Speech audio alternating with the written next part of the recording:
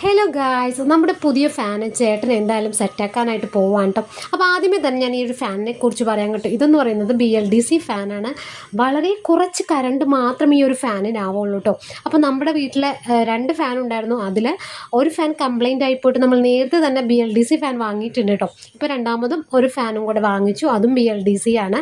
ഇതിൻ്റെ പ്രത്യേകത എന്താണെന്ന് വെച്ചാൽ നമ്മൾ എത്ര സമയവും ഉപയോഗിച്ചാലും ഇതിന് വളരെ കുറച്ച് കറണ്ടേ ആവുള്ളൂ കേട്ടോ. നമുക്ക് ഒരുപാട് കറണ്ട് ആവുന്നത് കൊണ്ടിട്ടാണ് നമ്മൾ ഈ ഫാനെല്ലാം ഇങ്ങനെ മാറ്റിക്കൊണ്ടിരിക്കണം കേട്ടോ.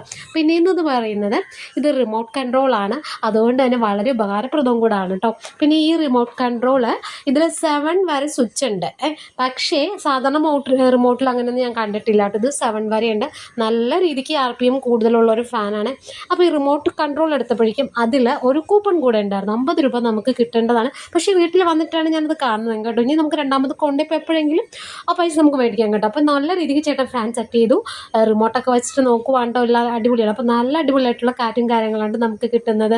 അപ്പോൾ നിവാ ബേബിക്ക് ഇത്ര ദിവസമായിട്ട് അവിടെ ഒരു ഫാൻ ഉണ്ടായില്ല, അതുകൊണ്ട് നല്ല കൊതുകിൻ്റെ ശല്യമായിരുന്നു കേട്ടോ. അപ്പോൾ അത് മാർക്കറ്റിങ് കേട്ടോ. അപ്പോൾ നിവാ ബേബി നല്ല കാറ്റൊക്കെ കൊണ്ട് ഉറങ്ങുവാണ്. അപ്പോൾ ഇന്നത്തെ നമ്മുടെ ഇവിടെ എത്രയേ ഉള്ളൂ. പുതിയ വീഡിയോ ആയിട്ട് കാണാം. ബൈ.